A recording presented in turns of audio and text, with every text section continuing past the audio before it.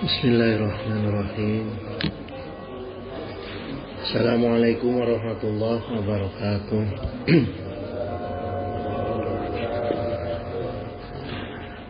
Alhamdulillah allazi arsala rasulahu bil huda wa dinil haq liyudhhirahu ala dini kullihi walau karihal musyrikun. Allahumma sholli ala sayyidina Muhammad adada ma fi ilmillahi salatan daimatan bidawami mulkillah. Amma ba'd. Raditu billahi rabba wa bi islami dina wa bi Muhammadin nabiyya wa rasula. Sahibah fudala wal mukarram alimu wa ulama. Syadatul kiram jami'u asatid wal mukarram wa ya ikhwani allazi yakhduru fi Masjid Jami' Al-Manan. Hafizakumullah wa riyakum. Rabbana zidna ilman warzuqna fahman waj'alna minas shalihin. Amin ya mujibus sa'il. Ayuhal ikhwana kiram, insyaallah subuh hari ini kita masih dalam bulan Rabiul Awal ya, bulan Maulid. Kita coba kupas mengenai sholawat. Pertama, kita lihat dulu dalil-dalil keutamaan sholawat ya. Sholawat itu bentuk jamak mufrad dari kata sholah. Jadi artinya doa untuk mengingat kepada Allah secara terus menerus ya. Maka dalam surat An-Nisa ayat 103, fa iza qadaytumus shalah fazkurullah qiyaman wa qu'udan wa ala junubikum. Jadi maknanya salat ya harus selalu ingat kepada Allah walaupun kita sudah selesai salat gitu ya. Baik dalam keadaan berdiri, duduk atau berbaring. Kemudian dalil induk mengenai sholawat itu ada dalam Quran Al-Ahzab ayat 56 yang umumnya umat muslim sering membaca, innallaha wa malaikatahu yusholluna 'alan nabi ya ayyuhallazina amanu shollu 'alaihi wa sallimu taslima. Jadi ini dalil induk mengenai sholawat ya. Bahwa dijelaskan Allah saja dan para malaikatnya bersolawat. Kemudian ada perintah, shollu itu fi'il amal, kalimat perintah untuk kita orang-orang yang beriman agar bersolawat kepada Rasulullah SAW dalam keadaan hormat, salim wa taslima gitu ya. Dan ucapkan salam dalam keadaan hormat kepada Rasulullah SAW. Jadi memang perintah ini. Tuh. Kemudian menanggapi perintah Allah itu, baru Rasulullah SAW berani mengeluarkan fadilah-fadilah sholawat. Ya. Di antaranya, man sholla alayya wahidah sallallahu alaihi asran. Siapa yang bersolawat kepada aku sekali saja, Allah akan membalas salawatnya kepada orang tersebut 10 kali. Ya. Kemudian diriwayatkan oleh Anas, waqala Rasulullah SAW aidan, man sholla alayya sholatan wahidah, siapa yang sholawat kepada Rasulullah SAW satu kali, sallallahu alaihi asra sholawatin, Allah akan bersolawat kepada dia 10 kali gitu. Wa khutat anhu asru khotoyah gitu, dan digugurkan 10 dosa yang ada di orang itu. Wa rufi'at lahu asru darajah, kemudian ditinggikan pada orang tersebut 10 derajat gitu. Ya. Jadi dijamin ini oleh Rasul kalau kita mau dawam sholawat, ya. Kemudian dalam surat Al-Ahzab 56 tadi tentang sholawat, ada beberapa makna atau pengertian tentang sholawat. Ini dalam kitab tafsir Al-Jami' Al-Ahkamil Quran, Imam Qurtubi beliau menjelaskan kalau sholawat Allah kepada Rasulullah SAW itu adalah rahmat dan keridhaan Allah kepada Rasul. Gitu. Ya. Saking kucintana Allah kepada Rasul. Kalau kita cinta pada makhluk juga suka nyebut-nyebut tuh. Gitu. Suka mendoakan gitu. Ya. Jadi bukan Allah butuh pada Rasulullah, tidak. Derajatnya Rasul tetap di bawah Allah, cuma makhluk yang dicintai Rasulullah itu gitu. Ya, maka sering didoakan oleh Allah. Kemudian sholawatnya para malaikat itu doa dan permohonan ampun, istighfarnya malaikat kepada Allah untuk Rasulullah. Jadi karena malaikat tahu betul Allah mencintai Rasul dan suka menyebut-nyebut dan memberi rahmat keridhaan kepada Rasul, maka malaikat ikut ngambil hatinya Allah lah. Malaikat ikut ngambil hatinya Allah dan ikut mencintai Rasul dengan memohonkan doa dan permohonan ampun untuk Rasulullah. Karena malaikat juga butuh dicintai Allah, maka malaikat itu mendekati makhluk yang dicintai oleh Allah. Kemudian sholawat umatnya Rasul, salawat kita adalah doa dan pengagungan terhadap kedudukan Rasulullah SAW. Sekaligus kita bermohon rahmat dan ampunan pada Allah Subhanahu Wa Taala untuk kita. Itu kedudukan salawat yang kita bacakan, ya. Gitu. Ini ada dalam Al-Jami' Al-Ahkamil Quran, ya. Kitabnya penulisnya Imam Al-Qurtubi. Kemudian jemaah, Allah Subhanahu wa taala berfirman dalam Quran surat Ali Imran ayat 31, "Qul in kuntum tuhibbunallaha fattabi'uni." Jelas ditegaskan lagi oleh Allah, bahkan Allah ini perintahkan kepada Rasulullah untuk memberitahu kepada kita.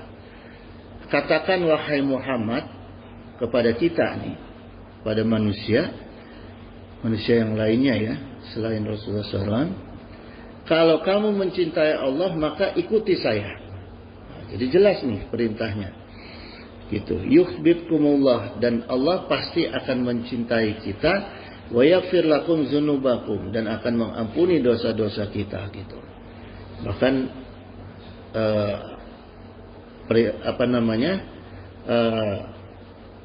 pengampunan Allah itu dibarengi karena sifatnya Allah yang Maha Ghafur, Maha Rahim gitu. Ya. Gitu. Jadi pasti kalau sudah sifat itu pasti gitu. Ya. Kemudian makna Quran surat Ali Imran ayat 31 ini jaminan bagi kita yang mengikuti sunnah-sunnah Rasulullah SAW, insya Allah kita akan dicintai oleh Allah. Pertama, yang kedua kita akan diampuni dosa-dosa kita oleh Allah. Maka gini jemaah, urutannya. Pertama, tujuan bakti kita, cinta kita, taat kita itu kepada Allah. Kepada Allah dulu. Kemudian kita buktikan dulu taat kita kepada Allah dengan ibadah-ibadah wajib kita kepada Allah, minimal itu. Ya, ditambah sunnah-sunnahnya. Kemudian kita cinta kepada Rasulullah dengan mengikuti sunnah-sunnahnya Rasul dan membaca sholawat kepada Rasulullah SAW. Urutan yang ketiganya adalah orang-orang soleh dan orang tua dan selanjutnya, ya. Itu. Jadi jangan sampai itu jamaah mencintai istri misalnya ya lebih dulu daripada orang tua, ya. Karena ada sahabat Qomar itu yang nggak bisa meninggal. Padahal beliau itu pangkatnya wali di zaman sahabat Rasul. Gitu. Nggak bisa meninggal karena ketika ditanya sama uminya itu, Komar ini pernah membela istrinya di hadapan ibunya. Gitu. Ya, membela istrinya di hadapan ibunya, sakit hati ibunya. Maka kata Rasul, kalau nggak mau diampuni ya sudah dibakar aja. Karena toh nanti juga di neraka akan dibakar. Itu kata Rasul. Maka kita bakar aja supaya meninggal. Akhirnya ibunya nangis, minta ampun kepada Allah dan memaafkan Komar. Maafkan Komar, akhirnya Komar meninggal. Ya, jadi itu hati-hati kita. Kalau masalah ibu itu udahlah, nggak ada bandingannya kecuali Allah dan Rasulnya. Kemudian di antara implementasi cinta kita kepada Rasulullah SAW, caranya, ya, Rasulullah SAW bersabda, "Rogima anfu rojulin zukirtu indahu," gitu. Celakalah, pertama ini yang paling sederhana. Celakalah orang-orang yang ketika nama aku disebut, falam yusolli alayya, kemudian dia tidak bersolawat untuk aku. Ya, ada orang yang menyebut, yang bersolawat, Allahumma sholli ala Sayyidina Muhammad wa ala ali Sayyidina Muhammad, kita diam aja. Itu termasuk orang yang fakir dan akan difakirkan. Ya, cilakanya itu dalam makna fakir. Ya, gitu. Jadi kita harus jawab, Sallallahu alaihi. Ya. Nah sekarang gini jemaah, kita kupas nih ya. Bacaan sholawat itu pada umumnya bentuknya itu ada 3 fi'il, 3 kata kerja, ya.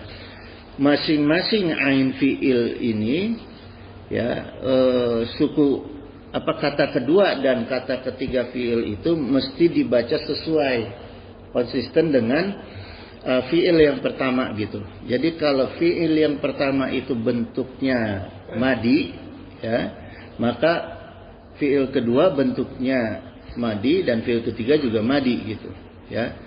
Kalau yang pertama amar, yang kedua amar, yang ketiga amar gitu. Contohnya gini. Sholawat yang menggunakan fi'il madi bacaannya sallallahu ala sayyidina Muhammad wa ala alihi wa sahbihi wa baraka wa salama. Itu madi, ya. Jadi di fathah gitu. Ya. Nah, fi'il madi ini ada 3 nih. Kata sholatnya fi'il madi, kata barokahnya fi'il madi, kata salamanya fi'il madi. Jadi rumusnya gitu. Ya, kalau fi'il madi semua. Kalau fi'il amar semua gitu. Ya. Kemudian kalau dalam bentuk fi'il madi, ya, ada orang membaca sholawat dengan bentuk fi'il madi. Misalnya tadi sallallahu ala sayyidina Muhammad wa ala ali wa sahbihi wa baraka wa salam, maka kita jawabnya juga dengan fi'il madi gitu, ya. Bentar. Jawabnya dengan fi'il madi yaitu shollu alaihi, ya. Kalau yang pendeknya gitu, ya.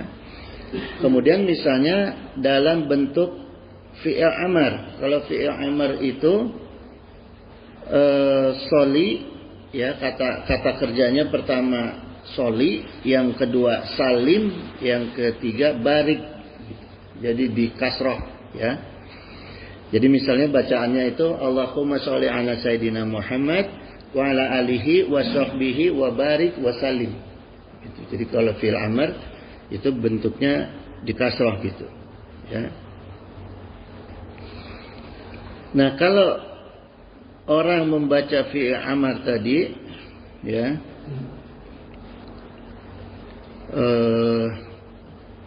sebentar. Jadi gini jemaah, ini maksudnya gini, ya. Kalau dalam ilmu nahwu sharaf itu, gramatikal bahasa itu ada kaidah ataf dan ma'tuf gitu. Jadi sama konsisten ya. Kalau depannya tadi fi'il madi, fi'il amar gitu. Ya. Jadi misalnya ini nggak ketulis sama saya. Misalnya gini. Kalau fi'il amar itu ya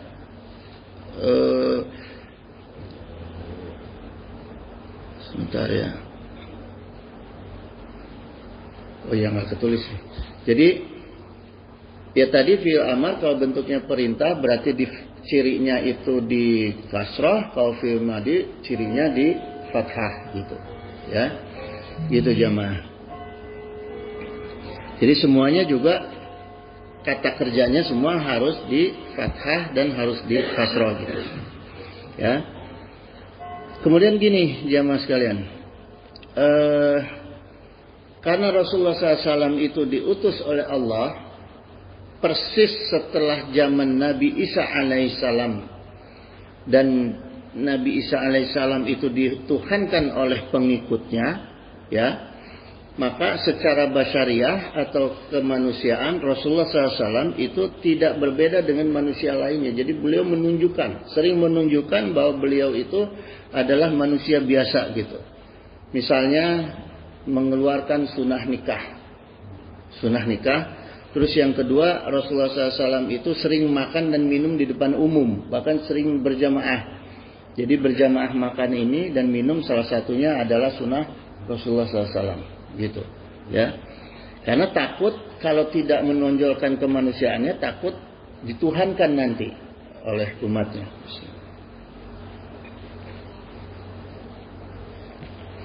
Gitu, jadi harus berbeda ya. Kemudian gini jamaah sekalian,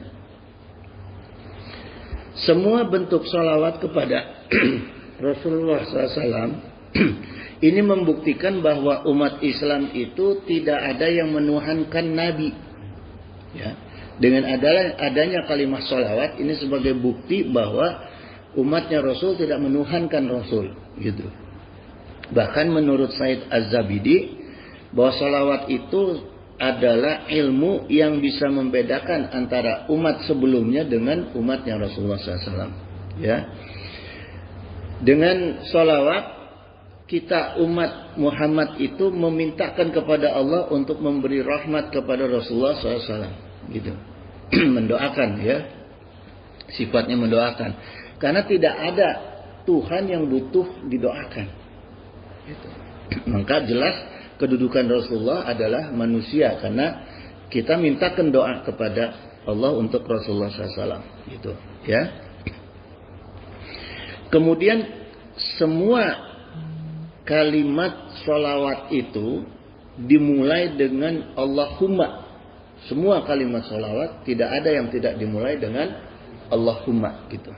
Allahumma sholli ala sayyidina Muhammad misalnya, ya. Nah ini kalimat doa. Kalimat doa, berilah sholawat kepada kanjeng Nabi Muhammad Sallallahu Alaihi Wasallam. Gitu.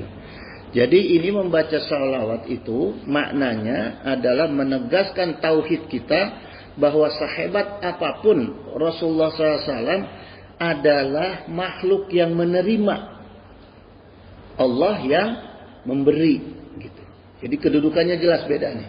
Allah yang memberi, Muhammad sallallahu alaihi wasallam yang menerima, gitu. Ya. Itu. Jadi Rasulullah itu sebagai objek kalau dari kalimatnya Allahumma sholli ala sayyidina Muhammad, ya. Sebagai objek gitu. Kemudian jamaah fizakumullah, ada sholawat, bacaan sholawat ya yang maknanya terdengar janggal. Bahkan bisa berdosa tuh. Bisa berdosa kalau kita ada yang membaca misalnya Allahumma sholli ala sayyidina Muhammad, kemudian kita menjawab dengan sholli alaih. Nah ini karena gini ya, lafaz sholli alaih itu sigot dari fi'il amar, kan tadi saya sampaikan sigot dari fi'il amar, ya. Sementara lafaz sholli alaih itu tidak menyebutkan fa'ilnya. Jadi subjeknya tidak ditegaskan, ya. Jadi ketika mengatakan sholli alaih, kalau secara bahasa diterjemahkan itu seperti gini, kita meminta atau memerintahkan, karena fi'il amar, memerintahkan kepada orang lain supaya berikanlah rahmat ta'zim kepada Rasulullah SAW. Ya. Nah, ini agak janggal. Kenapa janggal? Karena pemilik rahmat ta'zim itu hanya Allah. Jadi kalau fi'il amar yang kita pakai untuk menjawab dengan sholli alaih, itu kita menugaskan orang-orang yang ada di depan kita untuk berikan rahmat ta'zim kepada Rasul. Kita nggak punya hak. Karena kita tidak punya rahmat ta'zim. Makhluk tidak punya rahmat ta'zim. Yang punya rahmat ta'zim itu hanya Rasul sallallahu alaihi wasallam. Hanya Allah Subhanahu wa taala gitu, ya. Gitu. Jadi kalau bisa jangan pakai sholli alaih gitu, ya. Karena tidak ada itunya, tidak ada subjeknya gitu, ya. Nah, kalau ada orang yang membaca Allahumma sholli ala sayyidina Muhammad, yang bagusnya, yang baiknya itu sigotnya kita pakai fi'il madi, ya. Karena fi'il madi itu ada subjeknya gitu, ya. Misalnya sholla alaih, sallallahu alaih, ya. Jadi fi'il madi, sallallahu alaih gitu, sholla alaih gitu, ya. Jangan sholli alaih, jangan gitu, ya. Shollu alaih atau sallallahu alaih gitu, di fathah gitu, ya. Jadi fi'ilnya fi'il madi, yaitu cirinya di fathah tadi gitu, ya. Gitu. Jadi hakikatnya kita minta Allah, ya. Karena sallallahu hu-nya itu kepada Allah. Gitu. Jadi kita minta supaya Allah yang memberikan rahmat ta'zim kepada Rasulullah. Kalau sholli alaih itu kepada makhluk, gitu, ya. Itu. Jadi jelas sallallahu alaihi itu jelas ada sigotnya itu fi'il madi gitu. Jadi ada subjeknya, ya, ada fa'ilnya. Kalau sholla alaih ini sebetulnya fi'il madi yang tidak ada fa'ilnya, tapi dia bentuk fa'ilnya itu disebut mustatir, ya. Mustatir itu fa'il yang tersembunyi, tersimpan gitu. Karena tetap dia pakai fathah gitu. Ya, jadi tetap fi'il madi gitu. Ya, jadi bisa kita menjawab dengan sholla alaih gitu, ya.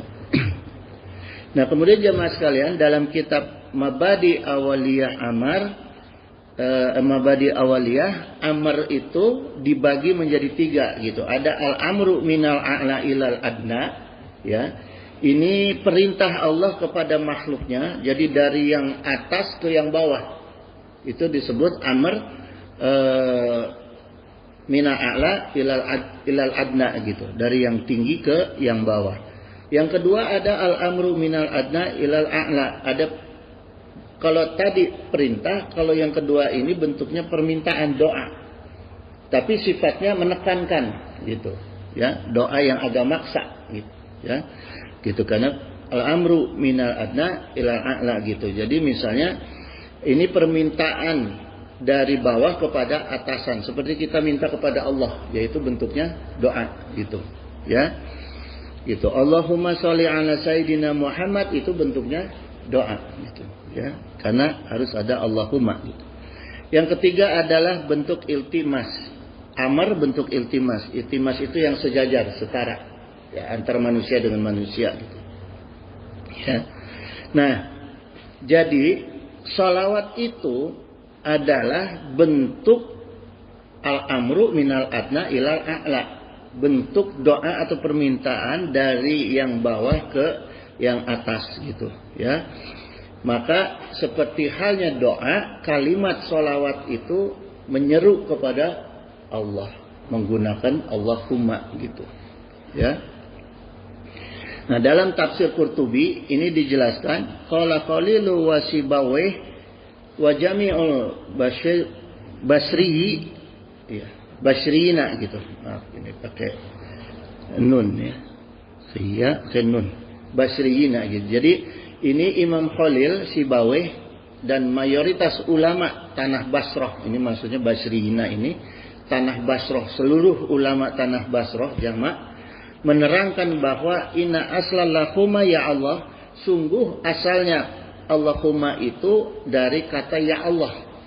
Dari kata ya Allah, falamas tu'milatil kalimah duna harfin nida allazi huwa ya gitu. Maka ketika kata itu digunakan sebagai panggilan tanpa menggunakan huruf nida atau huruf ya, ja'alu badalahu hazihil mim al-musaddadah gitu. Jadi maka didatangkan huruf mim yang ditasdid gitu. Jadi pengganti huruf ya. Kalau kalimat seru kan nida itu ya Allah. Ya, maka ya-nya dihilangkan karena ta'zim kepada Allah, Allahnya didepankan. Kalau ya Allah, Allahnya di belakang, kita nggak pakai ya Allah. Gitu. Jadi kita pakai Allahumma, Allahnya didepankan sebagai bentuk hormat atau ta'zim kita kepada Allah. Gitu. Ya, Allahnya didepankan, ya-nya diganti dengan mim yang ditasdid. Gitu. Faja'u bi harfaini wa huma mimani iwada gitu. Nah, huruf mim yang ditasdid ini sebagai pengganti min harfaini wa huma al ya wal alif gitu. Dari dua huruf yang tidak dipakai.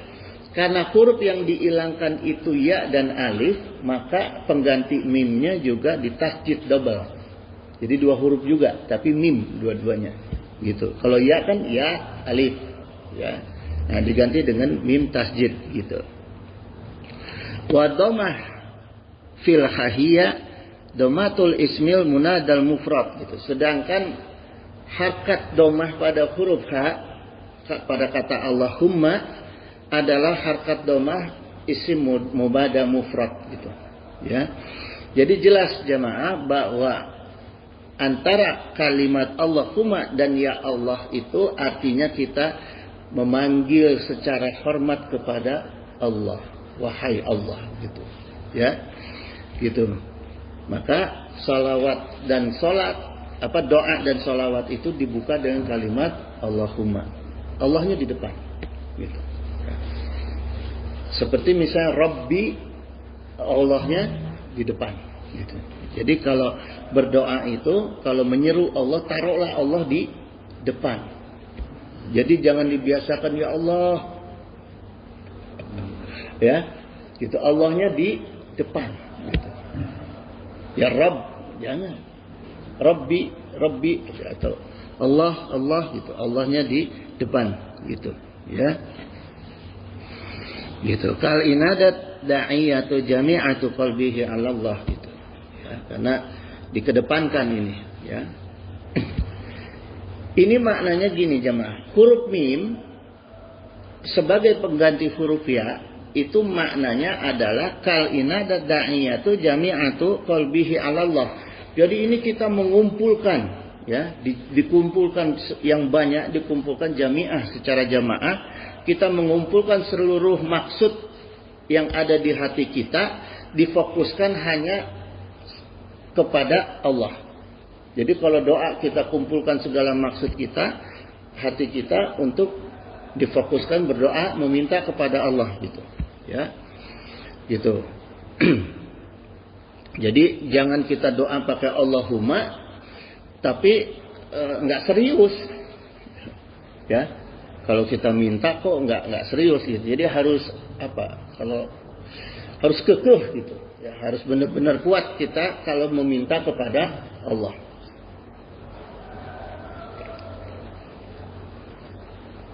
Jadi jangan yang ya harus kuat lah gitu ya, karena sudah Allahumma gitu.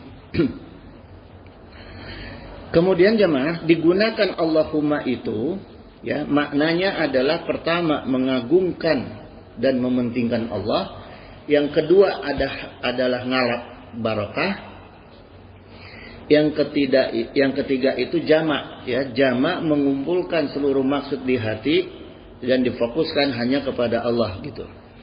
Jadi kalau hati kita doa nggak fokus, itu bertolak belakang dengan makna doa, karena udah pakai Allahumma ya.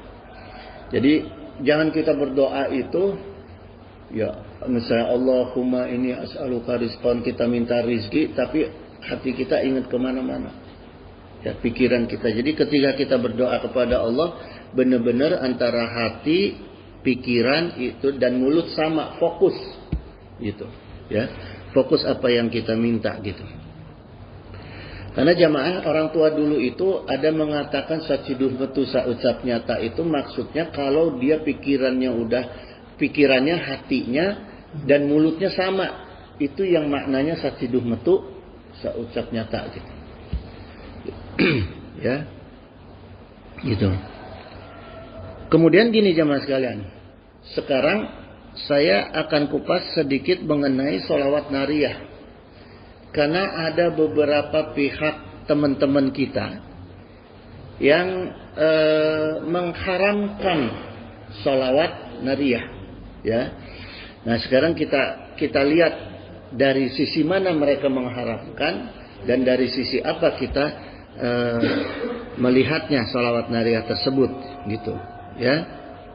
Jadi dari sisi mereka itu saya temukan ya bahwa sholawat nariyah menurut mereka itu ada 4 kalimat yang diharamkan oleh mereka, ya, oleh kawan-kawan kita itu. Pertama, kalimat tanhalu bihil engqadu. Jadi kalimat tanhalu bihil engqadu ini maknanya segala ikatan dan kesulitan bisa lepas dengan Rasulullah SAW. Ya, jadi mereka haram nih kalimat ini. Kenapa? Karena ikatan dan kesulitan hanya bisa lepas dengan Allah. Ya, jadi mereka haramkan. Karena kita menuhankan Rasul, gitu. Ya. Kemudian yang kedua, watang farizu bihil kurabu. Segala bencana bisa tersingkap, bisa dilewati, ya, dengan Rasulullah, gitu. Nah, ini mereka juga katakan seperti itu, ya, bahwa ini kita sama dengan kita bergantung kepada Rasul SAW. Wa tuqda bihil khawaij, gitu, dan segala kebutuhan itu bisa dikabul dengan Rasulullah SAW, gitu. Yang keempat, wa tunalu bihil raghaibu, dan keinginan itu bisa didapat, diijabah dengan Rasulullah SAW. Kalimat-kalimat ini yang dianggap bahwa ini membahayakan akidah umat Islam, gitu. Karena dalil yang menguatkan mereka adalah Quran surat Al-Jin ayat 21. Qul, ya, katakan wahai Muhammad, inilah amliku lakum darra wala rasyadan. Jadi katakan wahai Muhammad, aku tidak punya kemampuan untuk menghindarkan kalian dari bahaya, ya, wala rasyadan, dan aku tidak mampu memberikan kebaikan kepada kalian. Dalil ini yang dipakai oleh mereka, gitu. Nah, melihat dalil-dalil mereka ini, saya coba diskusi dengan beberapa saudara saya, keluarga, ya. Kalau menurut ada perkataan saudara saya yang katanya, wah kalau gitu mereka menyembunyikan ilmu. Jadi sehalusnya itu dikatakan secara halus bahwa mereka itu ilmunya tinggi tapi disembunyikan. Kenapa?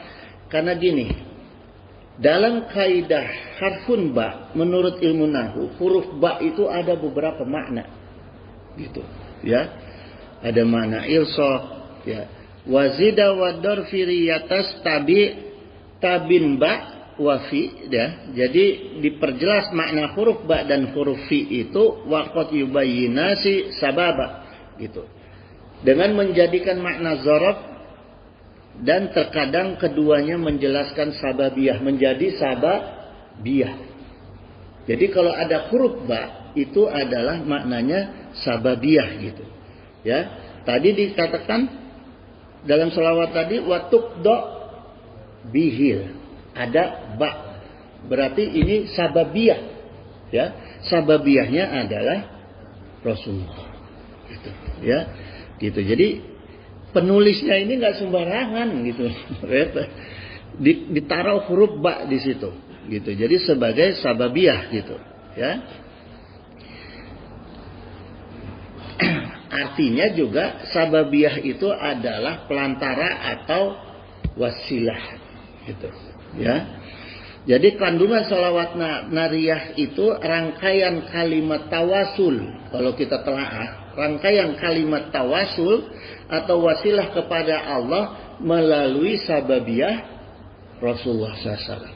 Jadi isinya ini doa-doa yang kita inginkan. Doa-doa yang kita inginkan supaya ijabah, supaya diselamatkan, ya, gitu. Kenapa jamaah perlu sababiyah? Karena Sayyidina Umar SAW ini mengatakan inna doa mauqufun baina sama wal ard. Ya. Sungguh doa itu diam di antara langit dan bumi. Jadi Sayyidina Umar ini mengatakan bahwa dia diterima dari Rasulullah SAW, ya, meriwayatkan hadis dari Rasulullah SAW bahwa doa itu diam. Kayak kita wukuf kan kita diam, ya. Wukuf di antara langit dan bumi gitu, ya. La syadda'u minhi syai'un, tidak ada yang bisa menaikkan ke atas, menembus sampai ke Sidratul Muntaha, ya, hatta tusolliya ala nabiyyika gitu. Sampai engkau bersolawat kepada Nabi sallallahu alaihi wasallam gitu. Jadi nggak ada salahnya salawat nariyah. Ya, nggak ada salawat, nggak ada salahnya. Bahkan kita dianjurkan. Kenapa disebut nariyah? Api panas. Kalau panas itu kan di antara rasa yang langsung terkejut itu adalah panas. Kalau kita kena api, ya, artinya cepat mendapat reaksi gitu. Ya, aksi dan reaksinya itu cepat gitu. Jadi dawamkanlah salawat nariyah.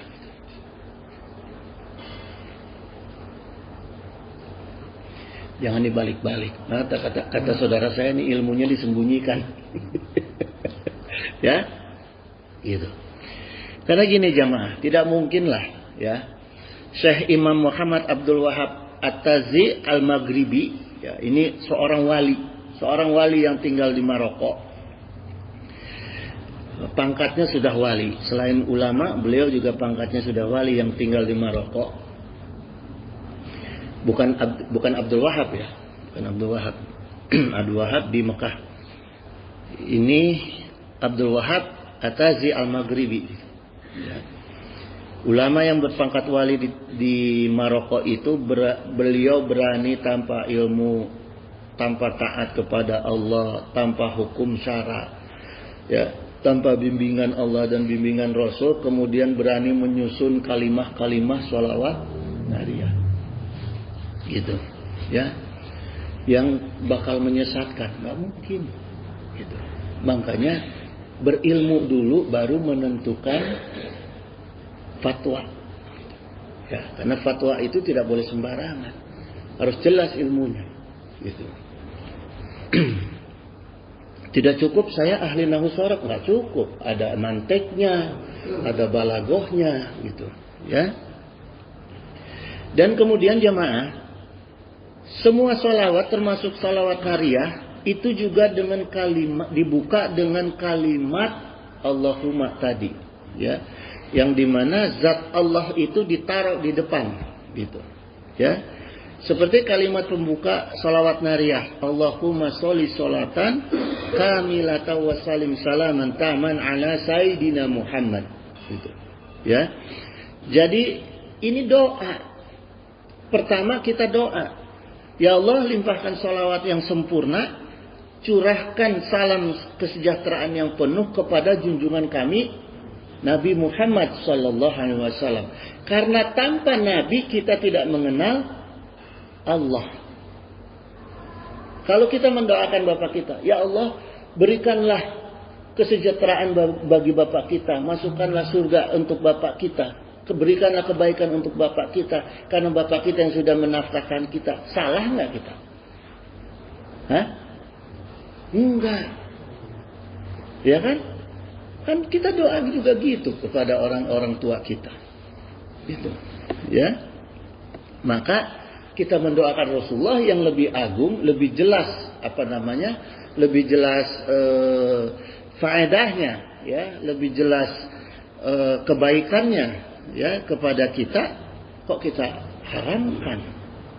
Nah, kalimat-kalimat selanjutnya yang pakai ba tadi itu adalah bentuk permintaan yang untuk kita, ya, gitu. Jadi jelas banget ya jemaah, permohonan kepada Allah sekaligus menggambarkan kedudukan Allah sebagai pemberi dan Rasulullah sebagai penerima, gitu.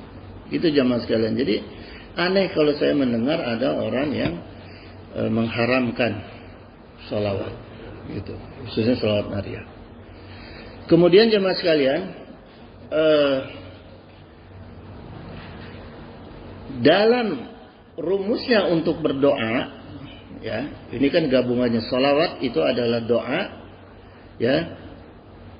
Laisa syai'un ahabu ilallah min qutrataini, gitu. Tidak ada sesuatu yang lebih dicintai oleh Allah Subhanahu wa taala dari dua tetesan bekas, dari dua bekas, gitu. Dua tetesan bekas, ya. Maksudnya ini, qutrataini itu dari dua tetesan bekas. Pertama, kutra min dumu'i fi khosyatillah, gitu, ya.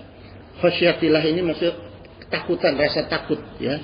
Yang pertama itu adalah tetes dari air mata yang berderai, gitu, ya. Dumu'i, berderai dari rasa ketakutan kita, gitu, kepada Allah. Fi khosyatillah, dari ketakutan kita kepada Allah, gitu. Jadi gini jamaah, kalau kita berdoa, ini rumusnya nih. Kalau kita berdoa, pertama, nangisnya itu jangan karena kebutuhan kita.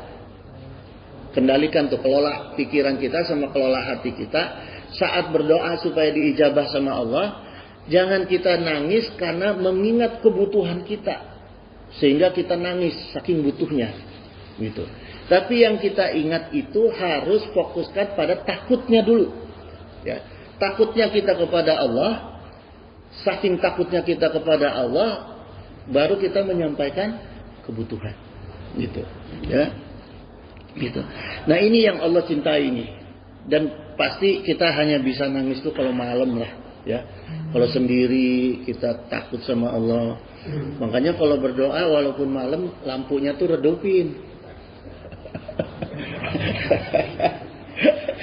rada takut,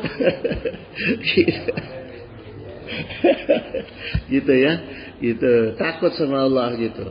Jadi jangan kebutuhannya dulu, takutnya dulu, ya.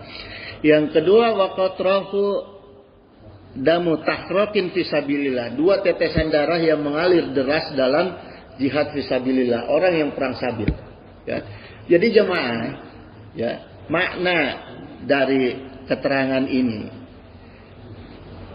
tetesan air mata kita karena doa, karena takut kepada Allah, itu setara dengan tetesan darah orang yang berjihad. Jadi nggak usah jauh-jauh kita cari perang jihad, nangis aja dulu kepada Allah karena takut kepada Allah, itu sama kedudukannya dengan darah jihad, gitu, ya. Maka kalau kita habis nangis karena takut pada Allah, doa itu jangan diusap, ya. Jangan dihapus air matanya, biar mengering sendiri masuk ke dalam paru-paru kita, gitu, ya. Jangan dihapus itu, jangan dikecek-kecek, jangan. Sekali aja udah, terus biarin, gitu. Hah? Kecuali orang miskin itu baru suka sedih, gitu. Kalau untuk doa bagi saya ini nggak banget untuk keluar. Kalau melihat orang miskin sama ini, kira ini cepat keluar air mata, gitu. Sedih dulu. Kalau doa agak kita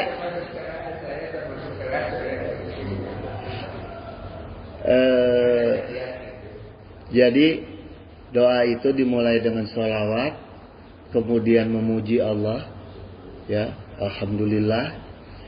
Kemudian buka dulu dengan kalimat Allahumma alhimni rusdi.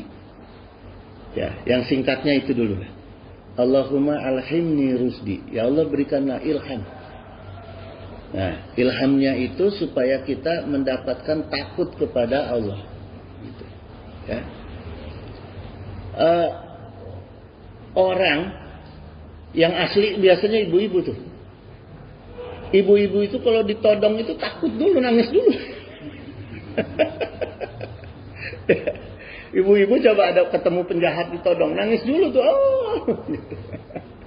Itu takut asli itu. Bisa nggak kita takut gitu? Ya. Jadi biasakan dulu gini. Kita ingat satu musibah yang membuat kita itu jerak. Ada nggak? Pernah nggak kita ngalami musibah yang membuat kita jerak? Ketika kita mengingat itu kan kita akan tumbuh tuh rasa takut. Rasa takut terulang kembali musibah kita. Gitu. Ya. Saya pernah mengalami sebuah musibah yang alhamdulillah sampai hari ini saya takut tinggal tahajud. Takut saya tinggal tahajud karena takut terulang musibah. Nah, ada nggak di antara musibah kita yang membuat kita itu takut terulang? Itulah yang menjadi satu pegangan hidup kita. Gitu. Ya, jadi kita pegang nih, oh ternyata kita ini butuh Allah. Gitu. Ya. Ada satu musibah yang kita ingat-ingat gitu. Ya, itu jemaah. 96. Ya. Kemudian doa itu juga digunakan khusus untuk memohon bimbingan kepada Allah, karena Allah yang punya kerajaan gitu. Ya. Kan setiap kita sholat membaca Fatihah, itu Fatihah ya. Ihdinas syiratal mustaqim, syiratal ladzina an'amta 'alaihim ghairil maghdubi 'alaihim waladdallin. Jadi ini satu ukuran ya, bahwa permintaan kita itu yang diajarkan oleh Allah dalam Fatihah, mohon supaya diberi hidayah. Mohon diberi hidayah dulu ya. Mohon ampun, mohon diberi hidayah, kemudian seperti orang-orang yang diberi nikmat oleh Allah gitu. Nah, kenapa kita minta bimbingan kepada Allah? Ya, karena Allah itu Malikal Mulki tu'til muka mantasya gitu. Ya. Wa tanzi'u muka mimman tasha wa tu'izu man tasha wa tuzillu man tasha. Ya. Karena Allah itu pemilik kerajaan, ya. Allah yang memberi kerajaan kepada yang Allah kehendaki. Kalau yang namanya kerajaan itu kan lambang kenikmatan. Kerajaan tidak ada lambang kesusahan. Kerajaan itu adalah lambang kenikmatan, ya, baik dunia maupun akhirat. Nah, ini Allah yang berikan. Ini yang harus kita pahami ya, kita tekankan pada diri kita. Allah yang berikan kepada orang-orang mantasya, yang Allah berikan, yang Allah inginkan, ya. Kemudian Allah juga bisa tak cabut. Allah juga bisa tak cabut. Wa tanzi'u muka mimman tasya gitu. Allah bisa cabut dari orang-orang yang Allah kehendaki. Nauzubillah min zalik. Ini kita harus pahami. Makanya doa ini, kalimah ini ya, itu dianjurkan untuk selalu dibaca, terutama di nabada sholat. Ya, apalagi sholat tahajud, ya, gitu. Karena kita berharap diberikan kerajaan oleh Allah, dan jangan dicabut apa yang sudah kerajaan yang ada. Kerajaan itu kan besarnya nggak sama, jemaah. Ya, coba kita lihat kerajaan Inggris, kerajaan Jogja, kan besarnya nggak sama. Gitu. Jadi jangan kita menilai kurang nikmat Allah, karena saya belum jadi raja. Oh, kerajaan aja nggak sama kok yang ada di dunia. Beda Sultan Jogja dengan Ratu Inggris. Beda kerajaannya, pangkatnya juga beda, sama-sama raja gitu, ya. Jadi jangan pernah menganggap tidak adil atas nikmat-nikmat Allah kepada kita. Ya. Wa tu'izu man tasya. Gitu. Engkau muliakan orang yang kau kehendaki. Siapa yang diangkat Allah jadi raja pasti dimuliakan. Tidak ada raja yang tidak dimuliakan. Ya. Wa tuzilu man tasya. Gitu. Dan engkau hinakan di sini. Ya. Siapa yang Allah hinakan, siapa yang Allah muliakan, pasti akan dihinakan atau dimuliakan oleh makhluknya. Gitu. Ini yang harus kita jaga, gitu. Ya. Biadikal khair, gitu ya. Dan di tangan engkau lah segala kebaikan. Innaka ala kulli syai'in qadir, gitu. Sungguh engkau segala sesuatu, gitu. Ya. Gitu jamaah. Jadi penting ini kita mensetarakan antara sholawat dengan doa. Gitu. Ya. Harus setarakan sholawat dengan doa. Jadi kalau kita mau berdoa, ya maulah bersholawat. Gitu. Ya. Gitu. Hah? Allahumma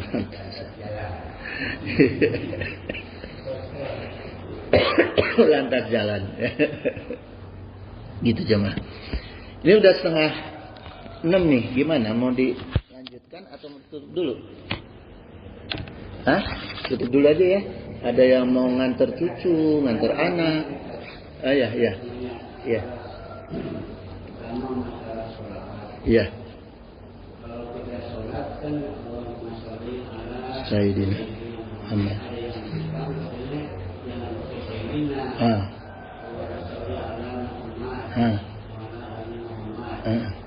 pertanyaannya di antara keduanya yang itu mana? Terus yang itu masalah doa. Alhamdulillah rabbil alamin hamdan syakirin. Kalau saya pakai yang itu, nanti yang dari wakil yang mau. Jadi dua pertanyaan ini berbeda. Kalau lihat dari hadis yang diriwayatkan oleh Sayyidina Umar, sholawat. Karena doa kita kan tertahan di langit sebelum dibacakan sholawat pada Rasulullah. Makanya awal pembuka doa itu Allahumma sholli wa sallim wa barik dengan sholawat dulu. Kemudian sunahnya juga adalah kita mengagungkan Allah dulu. Bisa dengan alhamdulillah, bisa gitu ya. Atau misalnya dibuka dengan meminta ampunan kepada Allah sama dengan juga mengagungkan Allah. Misalnya kita buka doa dengan Allahumma juga kan sudah mengagungkan Allah. Ya. Wajib bukan wajib, maksudnya harus kita membuka dengan alhamdulillah kalau dibacanya Rabbi. Tapi dimulai dengan Allahumma itu sudah mewakili dengan mengagungkan Allah. Gitu, ya. Nah kemudian Sayyidina ini kita dulu itu saya ingat ya ada di buku-buku. Saya belum lahir, tapi saya lihat baca di buku-buku nggak ada orang yang berani manggil Pak Karno, Soekarno nggak ada. Hah? Manggilnya apa? Ya presiden yang dituankan yang apa ya? Masa Rasulullah langsung namanya, ya kan? Misalnya Ja'far As-Segaf, kita panggilnya siapa? Habib. Masa bapaknya Habib kita panggil Muhammad? Ya kan? Kan itu bentuk penghormatan kita kepada makhluk yang lebih tinggi di antara makhluk yang ada. Jangan kita terbalik-balik. Lebih meninggikan Habib, lebih meninggikan Pak Karno daripada Rasulullah. Itu aja. Ya. Kalau pakai dalil mah liar kayak. Ya, gitu aja mah. Jadi gunakanlah Sayyidina. Enggak, ini ada terkecuali kan di dalam sholat aja gitu. Kalau di luar sholat boleh gitu.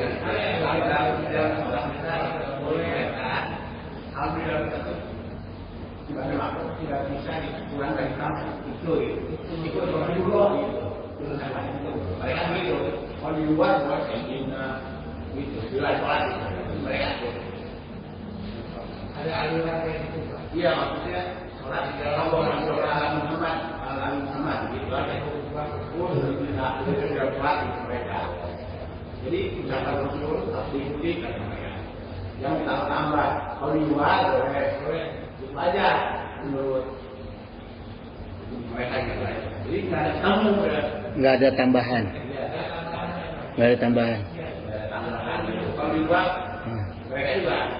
Tapi dalam sholat yang cuman kalau tidak waktu itu ibadah masuk harus ikut harus ikut Rasul. Allahu Akbar kabira itu Rasulullah atau bukan? Dari siapa? Doa iftitah Allahu Akbar kabira walhamdulillahi katsira itu siapa yang mengucapkan pertama? Rasulullah bukan? Bukan. Ada sahabat yang mengucapkan Allahu Akbar kabira diadukan kepada Rasulullah. Rasulullah, ada orang yang mengatakan ini nih di dalam salat. Kata Rasulullah, saya melihat pintu langit terbuka. Akhirnya didawamkan.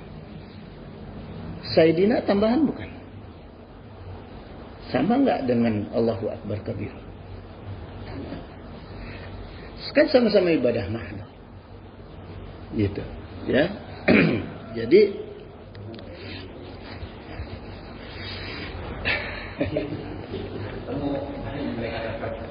kalau mau begitu Fatihah aja, takbiratul ihram, Fatihah yang wajib aja.